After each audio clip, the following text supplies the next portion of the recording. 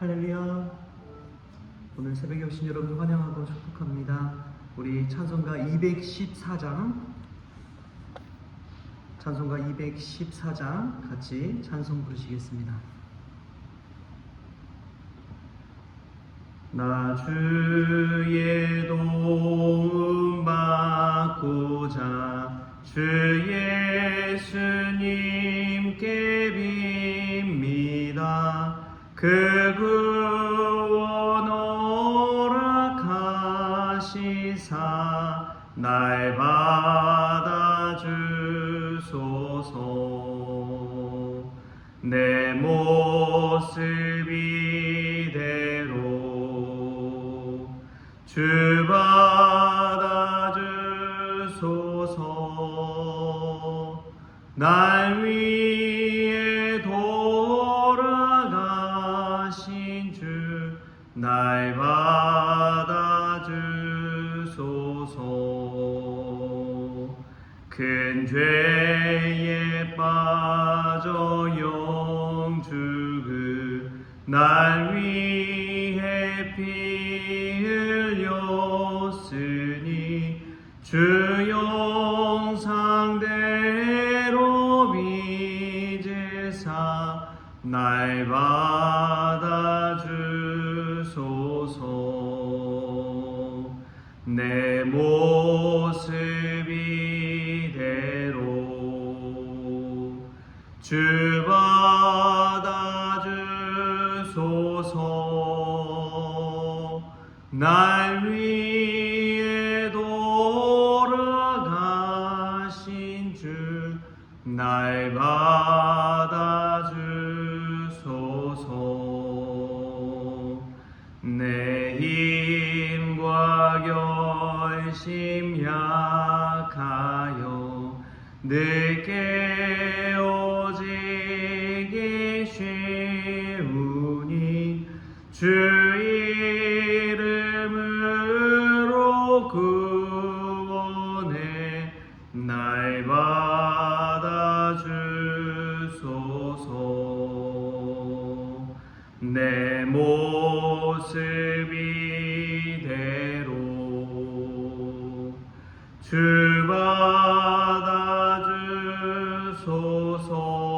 받아주소서. 날 위해 돌아가신 주 날 받아주소서. 내 주님 서신 발 앞에 나 꿇어 엎드렸으니 그 크신 역사 이루게 날 받아주소서. 내 모습 이대로 주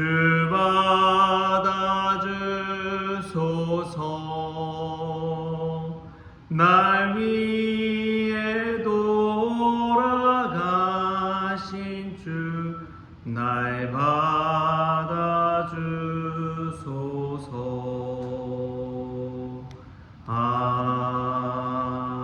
아멘. 다 같이 사도신경으로 신앙 고백하시겠습니다. 전능하사 천지를 만드신 하나님 아버지를 내가 믿사오며 그 외아들 우리 주 예수 그리스도를 믿사오니 이는 성령으로 잉태하사 동정녀 마리아에게 나시고 본디오 빌라도에게 고난을 받으사 십자가에 못 박혀 죽으시고 장사한 지 사흘 만에 죽은 자 가운데서 다시 살아나시며 하늘에 오르사 전능하신 하나님 우편에 앉아 계시다가 저리로서 산 자와 죽은 자를 심판하러 오시리라. 성령을 믿사오며 거룩한 공회와 성도가 서로 교통하는 것과 죄를 사하여 주시는 것과 몸이 다시 사는 것과 영원히 사는 것을 믿사옵나이다. 아멘. 오늘 함께 볼 말씀은 요한복음 6장 1절부터 9절까지 보도록 하겠습니다. 요한복음 6장 1절부터 9절까지 보겠습니다. 같이 한 목소리로 읽겠습니다. 그 후에 예수께서 디베랴의 갈릴리 바다 건너편으로 가심에 큰 무리가 따르니 이는 병자들에게 행하시는 표적을 보았음이러라. 예수께서 산에 오르사 제자들과 함께 거기 앉으시니 마침 유대인의 명절인 유월절이 가까운지라. 예수께서 눈을 들어 큰 무리가 자기에게로 오는 것을 보시고 빌립에게 이르시되 우리가 어디서 떡을 사서 이 사람들을 먹이겠느냐 하시니 이렇게 말씀하시고는 친히 어떻게 하실지를 아시고 빌립을 시험하고자 하심이라. 빌립이 대답하되 각 사람으로 조금씩 받게 할지라도 200데나리온의 떡이 부족하리이다. 제자 중 하나 곧 시몬 베드로의 형제 안드레가 예수께 여짜오되 여기 한 아이가 있어 보리떡 5개와 물고기 2마리를 가지고 있나이다. 그러나 그것이 이 많은 사람에게 얼마나 되겠사옵나이까. 아멘. 할렐루야. 말씀에서 먼저 귀한 은혜가 저와 여러분에게 있기를 소망합니다. 사람을 나타내주고 알 수 있는 것 3가지가 있다고 합니다. 첫 번째가 이제 그 사람을 알 수 있는 방법 중에 하나가 관상을 보면 그 사람을 알 수 있다. 그 얼굴의 꼴과 상을 보면 알 수 있다라고 이야기하고요. 두 번째로 신상을 보면 알 수 있다고 합니다. 몸의 상태. 딱 보면은 이 몸 전체를 보면 그 사람이 어떤 사람인지를 알 수가 있다는 것이죠. 마지막으로 심상을 보면 그 사람을 알 수 있다고 합니다. 그 마음의 이 꼴, 마음의 이 상태를 보면은 그 사람을 알 수가 있다는 것이지요. 여러분, 우리 자신은 어떻습니까? 관상이 아름다운 사람입니까? 신상이 아름다운 사람입니까? 심상이 아름다운 사람입니까? 우리가 하나님 앞에서 우리의 마음이 아름다운 그러한 사람 될 수 있기를 축복합니다. 관상을 보고 시험 들고 신상을 보고 좌절하고 그런 것이 아니라 우리의 마음의 상, 정말 아름다운 이 마음을 하나님께 내어드리는 사람이 정말 이 심상이 아름다운 사람인 줄 믿습니다. 우리가 하나님 앞에 있는 모습 그대로 나아가되 마음으로 온전히 나아가는 우리 귀한 성도들 될 수 있기를 축복합니다. 오늘 말씀 보면은 예수께서 디베랴의 갈릴리 바다 건너편으로 가십니다. 근데 성경을 보면은 이 배경 설명이 참 중요해요. 디베랴의 갈릴리 바다라고 이야기합니다. 갈릴리 바다, 게네사렛, 호숫가 뭐 여러 가지 이야기겠지만 그 앞에 디베랴라는 수식어가 붙었다는 것은 그 당시 이 갈릴리 호수 명칭 앞에 오히려 로마 제국의 황제의 이름이 붙어 있는 것, 그것은 전체 로마 제국이 다스리고 있는 황제의 힘과 권력을 상징합니다. 그냥 갈릴리 바다라고 하면 될 텐데 그 앞에 디베랴라고 붙이는 것은 그 당시의 상황이 로마 제국이 다스리고 로마 황제가 최고의 권위에 있다는 것을 이 수식어 하나를 통해서 보여주고 있습니다. 로마 제국 황제가 다스리는 그곳에 예수님께서 가셔서 펼치신 그 기적을 통해서 황제가 다스리는 나라가 아니라 하나님께서 다스리시는 나라라는 것을 이 복음서를 통해서 깨닫게 하고자 하는 것이죠. 우리가 삶 속에 보여지는 것, 뭐 돈이나 권력이나 명예나 여러 가지 것들에 좌지우지되는 것이 아니라 하나님의 손에 의해서 우리가 이끌어간다는 사실을 늘 깨닫고 고백할 수 있기를 축복합니다. 먼저는 예수님의 말씀에 어떻게 반응하는지를 오늘 우리가 이 말씀을 통해서 깨달을 수 있기를 바랍니다. 5절 말씀 우리 같이 한번 읽어볼까요? 5절 말씀 같이 읽겠습니다. 시작. 예수께서 눈을 들어 큰 무리가 자기에게로 오는 것을 보시고 빌립에게 이르시되 우리가 어디서 떡을 사서 이 사람들을 먹이겠느냐 하시니. 아멘. 예수님께서 산에 오르셨는데 제자들과 함께 거기 앉아있어요. 그런데 큰 무리의 사람들이 예수님께로 다가오는 것을 보게 됩니다. 예수님께서 그 무리들을 보시고 빌립에게 특별히 물어요. 우리가 어디서 떡을 사서 이 사람들을 먹이겠느냐. 이제 그 무리가 배가 고파서 굶주리고 있는 그 상황을 예수님께서 목도한 것이죠. 그리고 수많은 제자들인데 그 중에 빌립이라는 제자에게 이 물음을 던집니다. 이 빌립은 제자 중에서도 머리가 좀 비상했던 것 같아요. 이 계산이나 수나 셈이 빠른 사람들 있잖아요. 그래서 10사람이면은 뭐가 몇 개가 필요하겠다. 이 10인분이면은 비용이 얼마나 되겠다. 이게 딱 보면은 계산이 되는 사람이 있습니다. 근데 빌립이 그런 사람이었던 것 같아요. 그래서 빌립 제자에게 물어보니까 200데나리온의 떡이 부족하리이다 라고 답이 탁 나옵니다. 얼마나 똑부러지는지요. 얼마나 분명한지요. 예수 그리스도를 따라다니면서 수많은 기적을 볼 때에 이러한 셈이 빠르고 계산 있는 사람이 예수님을 따른다는 것은 참 쉬운 일이 아닙니다. 아무것도 황량한 그 벌판에서 이 수많은 사람들을 먹이는데 필요한 것을 얻으려면 얼마나 어렵겠어요. 딱 봐도 계산이 나오는 것이죠. 그럼에도 불구하고 아무것도 없는데 예수님을 따라간다는 것, 이거는 믿음 없이 불가능한 것이지요. 우리는 이 예수님의 물음 앞에서 믿음으로 반응할 줄 아는 성도가 될 수 있기를 소망합니다. 눈앞에 보여주는 현실이 아니라 우리의 믿음으로 하나님 앞에 반응하는 것이지요. 마치 믿음의 정탐꾼이었던 여호수아와 갈렙처럼 눈에 보여지는 것은 거인들이 보이고 자신들은 메뚜기로 보이는 그러한 현실 속에서도 하나님이 하시면 이 약속의 땅 우리가 차지할 수 있다는 그 믿음으로 반응하는 것이지요. 물론 안 되는 것은 안 되는 것입니다. 그러나 사람들은 또 꼭 그런 것이 있어요. 안 되는 것만 바라보고 안 된다고 이야기합니다. 되는 것을 어떻게 해서든 바라보고 해 나갈 생각은 하지 아니하고 안 되는 것만 바라보고 아무것도 하지 않은 채 주저앉아 버립니다. 하나님은 어떤 것을 원하시냐? 내가 할 수 있는 것을 하기를 원하십니다. 처음부터 안 된다 생각하지 마시고 내가 할 수 있는 것을 해 나가시기 바랍니다. 그때 하나님의 역사는 이루어지는 것이지요. 큰 것만 바라보는 것이 아니라 오늘 하루 내가 무엇을 할 수 있을까를 고민하십시오. 우리 주님을 위해 그 일을 행할 때에 하나님의 기적의 역사는 시작되는 줄 믿습니다. 제가 왕의 제정이라는 책을 읽는데 그게 1, 2권으로 되어 있어요. 거기에 나오는 이제 김미진 간사님이라는 분이 실제로 이제 50억이란 빚을 지게 됩니다. 안경점을 하면서 이것저것 뭐 하다 보니까 그런 빚을 지게 되었어요.